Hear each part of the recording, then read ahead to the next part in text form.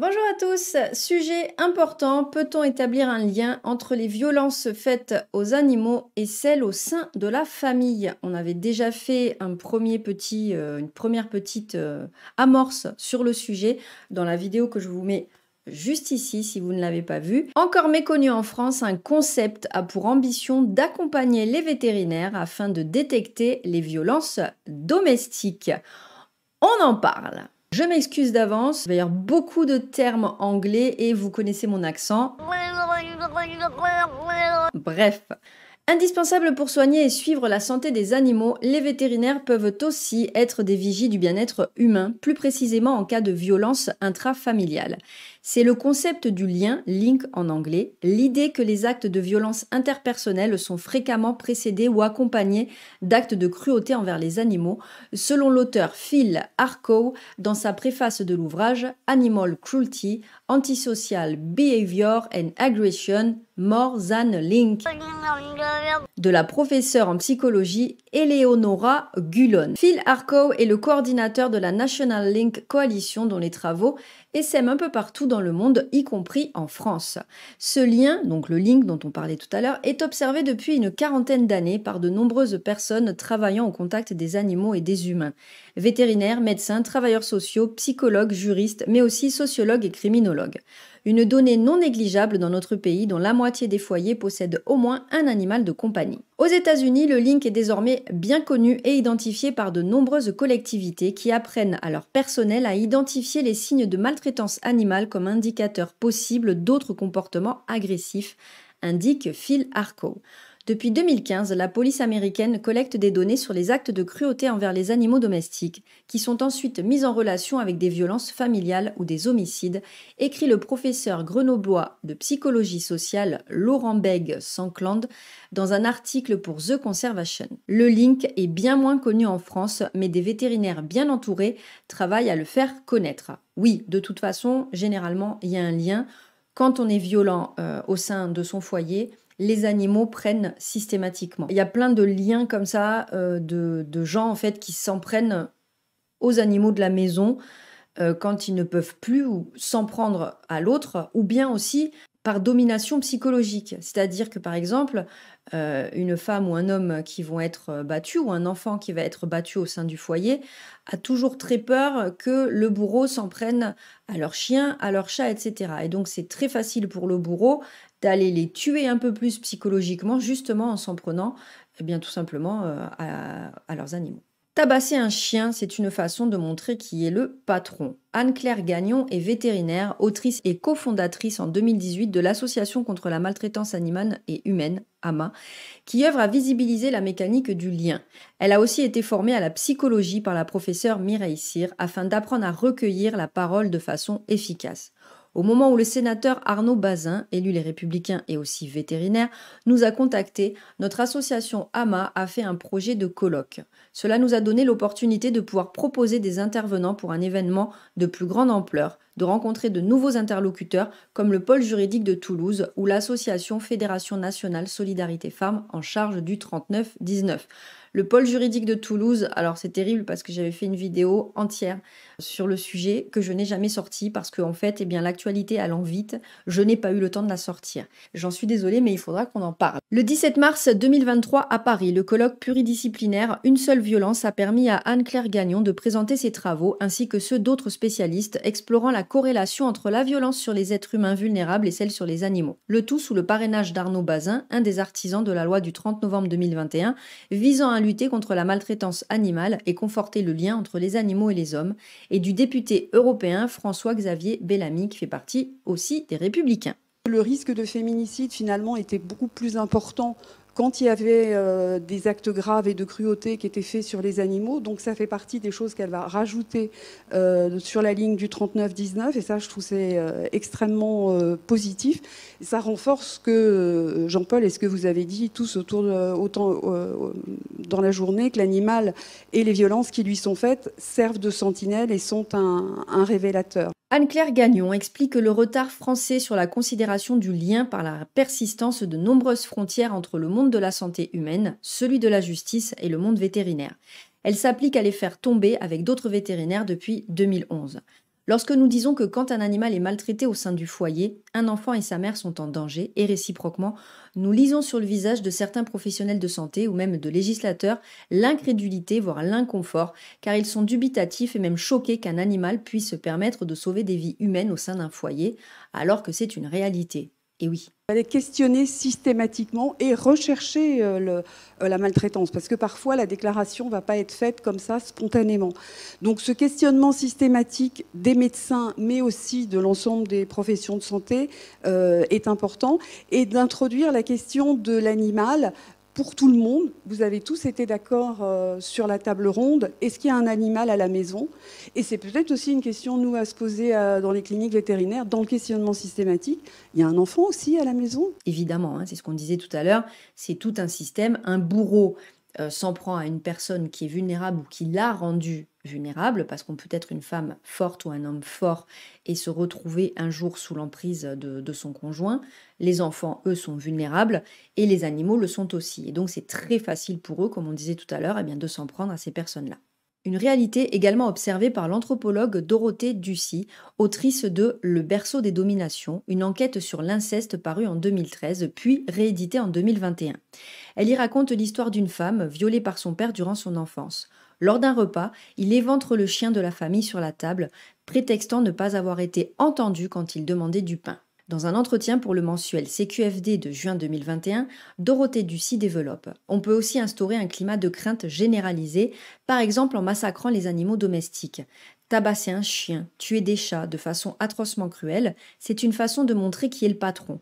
Le message est clair. Si tu ne files pas droit, voilà ce qui peut t'arriver. Vous avez tous dit l'attachement profond des victimes pour leur animal. Et le fait que parce que cet animal les soutient et parce qu'il est là au quotidien et qu'il les aide à tenir, c'est aussi pour ça qu'elles ne veulent pas le trahir et qu'elles ne veulent pas quitter le domicile. Et que finalement, l'éviction du conjoint violent, c'est quelque chose qui a été dit en dernier, alors qu'on disait dans les centres d'hébergement, on ne peut pas accueillir les animaux et c'est un frein aussi pour les femmes et leurs enfants à partir. Peut-être il faut se poser la question, et il y a un certain nombre de procureurs en France qui ont mis en place ces techniques d'éviction du conjoint violent, c'est peut-être certainement aussi quelque chose à faire. Des avancées, mais la nécessité de reconnaître plus largement le lien. Les humains et les animaux sont parfois unis par un type particulier de violence, la zoophilie. L'association Animal Cross, présidée par Benoît Thomé, présent sur la scène du colloque Une seule violence, produit un travail de référence sur le sujet, comme l'enquête publiée en septembre 2021 et intitulée « La zoophilie, cette réalité qu'on ne veut pas voir en France ». L'étude estime qu'en France, au moins 10 000 personnes imposent régulièrement des rapports sexuels à des animaux, qu'environ 250 000 hommes, soit moins de 1% des hommes adultes, ont déjà commis ce genre d'actes au moins une fois dans leur vie et qu'au moins 1,5 million d'hommes, soit 5% des Français adultes, ont déjà consommé du contenu zoopornographique au cours des 6 derniers mois. What? Attendez, alors là je suis... Attends. L'étude estime qu'en France, au moins 10 000 personnes imposent régulièrement des rapports sexuels à des animaux. 10 000 personnes, 250 000 hommes ont déjà commis ce genre d'acte au moins une fois dans leur vie. Mais qu'est-ce que c'est? Mais où on est là? Quoi?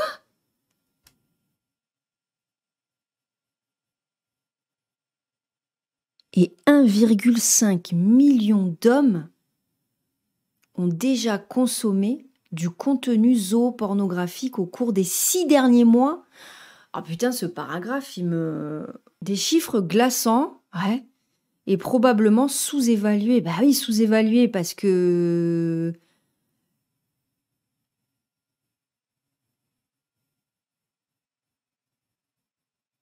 C'est des gens qui l'avouent, du coup, entre tous ceux qui ne l'avouent pas et tout. À l'occasion du colloque Une seule violence, l'association de protection animale Animal Cross s'est posé la question du lien entre les agressions et atteintes sexuelles sur les animaux et les êtres humains. Pour cela, notre association a analysé tous les faits divers relayés par la presse quotidienne régionale dans les 5 dernières années et disponibles sur Internet. Le constat est sans appel. Sur 50 articles relatant des faits avec des atteintes sexuelles sur les animaux ou des images zoopornographiques, les 2/3 concernent aussi des êtres humains. 1/3 des articles concernent des personnes collectionnant en même temps des images zoopornographiques et pédopornographiques.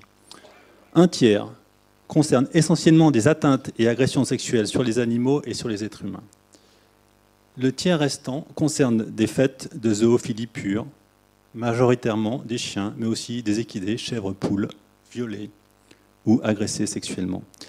Quelques exemples du premier cas, les images zoopornographiques et pédopornographiques. À Nice, on trouve des images, je cite, d'enfants de 1 à 12 ans en situation de viol par des hommes ou des femmes adultes, en état de souffrance et de sidération, et aussi des scènes de zoophilie avec des chiens. Fin de la citation. En 2021, la police allemande découvre un réseau de 1600 personnes dans plusieurs pays, dont la France, s'échangeant des contenus pédopornographiques et zoophiles. Près de Tours, un octogénaire est condamné pour détention d'images à caractère pédopornographique, pédophile, zoophile. Plus de 16 000 clichés. Quelques exemples maintenant du deuxième cas.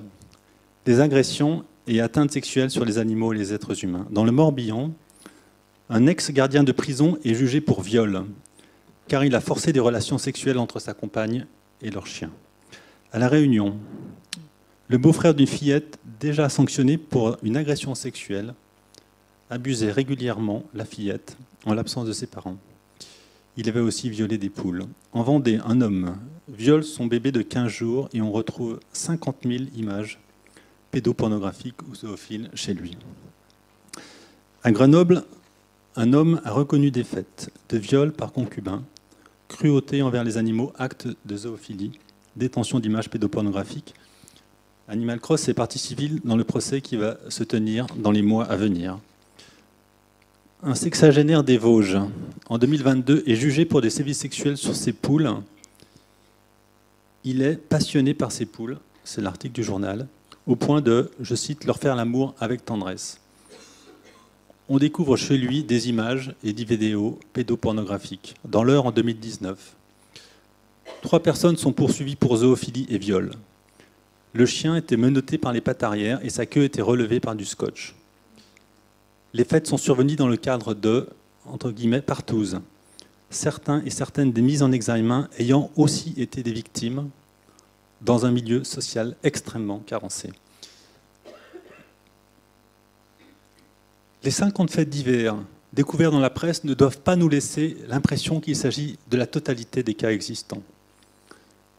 Notre association estime que des milliers de personnes s'adonnent à la zoophilie régulièrement, une infime minorité étant dévoilée au grand jour. Ce lien entre les abus sexuels sur les animaux et les êtres humains est confirmé par de nombreuses études dans d'autres pays. Par exemple, aux États-Unis, 32% des personnes arrêtées pour des actes liés à la zoophilie avaient aussi agressé sexuellement des enfants et des adultes. Au Royaume-Uni, 42 personnes accusées de ce que les Anglais appellent extrême pornographie, c'est-à-dire essentiellement de la zoophilie, de la zoopornographie. Donc 40% des personnes accusées d'extrême pornographie étaient aussi accusées d'autres infractions sexuelles de nature indéterminée. En Suisse, 60% des hommes condamnés pour détention d'images pédopornographiques collectionnaient aussi d'autres images de pornographie dites déviantes, essentiellement de zoopornographie.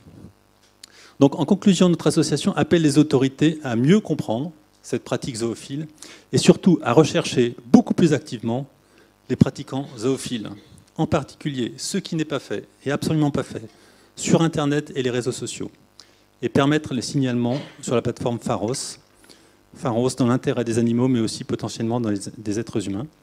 Donc l'intérêt des animaux, mais aussi potentiellement dans l'intérêt des êtres humains, et aussi Animal Cross appelle à sanctionner la détention d'images zoopornographiques, souvent jointes à des contenus pédopornographiques, mesure, vous ne le croirez pas, mais refusée par les parlementaires lors de la proposition de loi sur la maltraitance animale de 2021. Merci. Impossible de lutter contre ces pratiques sans agir selon la logique du lien, selon Anne-Claire Gagnon. C'est aux législateurs et à la société, aux côtés des associations de protection des enfants et de protection des animaux, d'agir ensemble, puisqu'on sait, malheureusement, les récentes affaires dans lesquelles l'association La Voix de l'Enfance est portée partie civile en témoignent, que pédocriminalité et zoocriminalité vont de pair. Il serait légitime que les CRIAV, centres de ressources pour les intervenants auprès des auteurs de violences sexuelles, placés sous la tutelle du ministère de la Santé, intègrent les violences sexuelles faites aux animaux pour porter assistance aux victimes humaines qui sont contraintes à de telles pratiques par le tiers violent. Pour les animaux victimes, l'évaluation comportementale par un vétérinaire est nécessaire avec une rééducation et un placement dans un foyer adapté, et donc un travail collégial entre la santé humaine et vétérinaire est nécessaire. Putain, j'espère que ça va vraiment se développer, ce lien-là, pour que tout ça soit travaillé en même temps, parce que c'est affligeant et affolant, quoi. C'est dégueulasse. Putain, ça m'a mis la nausée. Waouh. Pour le côté légal, le sénateur Arnaud Bazin a fait intégrer la loi de 2021 contre la maltraitance animale, certaines mesures renforçant la pénalisation de la zoophilie. Cependant, la consultation d'images zoopornographiques par des adultes n'est à ce jour pas sanctionnée, celle par des mineurs, les normes. Alors voilà, là c'est un truc de fou. La zoophilie est interdite pénalement. Par contre, vous pouvez regarder des vidéos zoopornographiques sans être sanctionné. À un moment donné, si t'es taré, mais qu'on les enferme, ces gens. Enfin, je veux dire, ils n'ont rien à faire. Je me calme.